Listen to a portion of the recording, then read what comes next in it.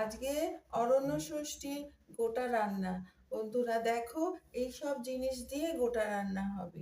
হ্যাঁ, আমি এইগুলো সব ধুয়ে পরিষ্কার করে আমি রেখে দিয়েছি। আমি কুকারে করে করব। আর অরণ্য ষষ্ঠীর গল্প শুনেছো তো? ঠান্ডা ষষ্ঠী। এই এক দেশে এক ব্রাহ্মণ ছিল, ব্রাহ্মণ আর ব্রাহ্মণী। সেই ব্রাহ্মণের এক ছেলে ছিল। সেই ছেলেটার বিয়ে হলো। বিয়ের পরে তারা দুজনে মিলে স্বামী স্ত্রী থাকতো। বুড়ো ব্রাহ্মণ ব্রাহ্মণী, ছেলে বউ নিয়ে। এবারে সেখানে একদিন বউয়ের বাচ্চা টাচ্চা হচ্ছিল না বলে মা ষষ্ঠীর কাছে তারা বলল। মা ষষ্ঠী তাদের দয়া করলো। এইবারে মা ষষ্ঠীর কৃপায় তাদের একটা বৌমা পোয়াতি হলো। কিন্তু বছর যায় বছর যায়, কিন্তু বৌমার বাচ্চা হচ্ছে না। একদিন পুকুর ঘাটে বৌমা গেল, গিয়ে বাসন ধুতে গেল। বাসন ধুতে গিয়ে একটা থলি প্রসব হলো। বৌমা তাড়াতাড়ি এসে ব্রাহ্মণীকে বলল যে এরকম ব্যাপার। বলতে ব্রাহ্মণী গেল, গিয়ে দেখলো একটা কাকে সেই বাচ্চাটা ঠোকরাচ্ছে, তার মধ্যে কিলবিল করছে। তখন ব্রাহ্মণকে এসে বলল। ব্রাহ্মণ গিয়ে দেখলো তার মধ্যে অনেক ছোট ছোট ছেলে সেখানে মানে থলির মধ্যে রয়েছে। এমন সময় ব্রাহ্মণীকে বলল যে তুমি যাও, ওটা নিয়ে চলো ঘরেতে। গিয়ে দেখলো তার মধ্যে 60টা ছেলে, 60টা ছেলে সেখানে রয়েছে। তাদের খুব আনন্দ। মা ষষ্ঠীর সেই শেটরা পুজো সব কিছু করলো।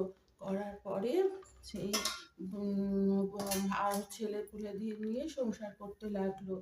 এমন সময় সেখানে ছেলেরা বড় হলো। বড় হতে তাদের বিয়ের চেয়ে হলো। ব্রাহ্মণী যে ওদের ছেলেদের বিয়ে দিতে হবে, ছেলেরা বড় হয়ে গেছে। কিন্তু বৌমার শখ হলো যে যে বাড়িতে 7টা ছেলে মেয়ে আছে সেই বাড়ির ছেলে মেয়ের সঙ্গে আমার ছেলের বিয়ে দেবো। কিন্তু কার বাড়িতে আছে সেই ব্রাহ্মণীকে আদেশ করলো। এবারে ব্রাহ্মণ বেরোলো। ব্রাহ্মণ বেরিয়ে সেই খুঁজতে খুঁজতে দেখলো একজন গয়লানি তার 7 মেয়েকে নিয়ে নদীতে স্নাহাচ্ছে।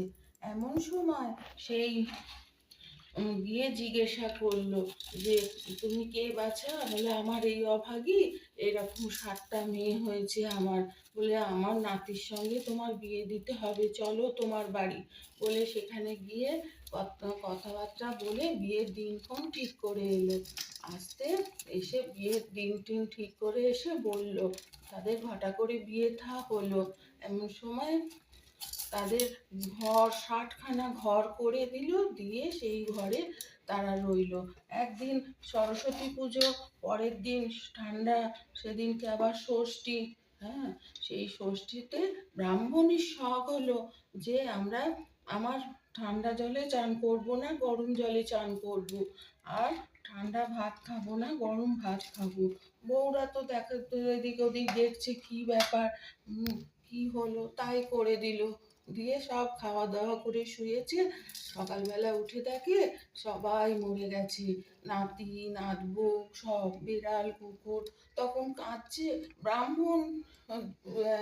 এ মা ষষ্ঠী তখন বুড়ি বামুনির বেশ ধরে এসে বলল যে কি হয়েছে বাছা, তুমি গরম জলে চান করো, গরম ভাত খাও।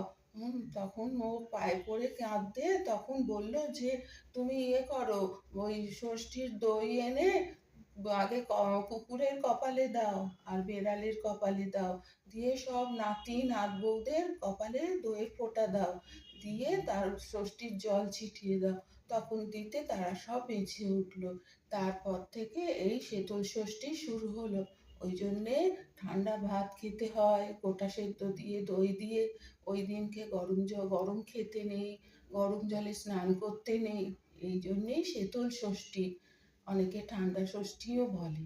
জানো, আমি এই কুকারে করে রান্না করছি, তোমরা দেখো। আমি আজকে কুকারে করে বসাবো।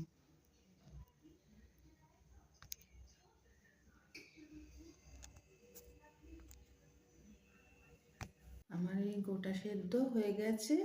আমি তো কুকারে করে করেছিলাম। আমার হয়ে গেছে, নামিয়ে রেখেছি। হ্যাঁ, তোমরাও বাড়িতে করো এরকম করে গোটা সেদ্ধ। আমাদের তো মশলা টশলা দেওয়া হয় না, নুন আর তেল দেওয়া হয়। হ্যাঁ, তো ঠিক আছে। এবারে অভিকের সাথে থেকো, লাইক করো, শেয়ার করো, তোমরাও করো রান্না।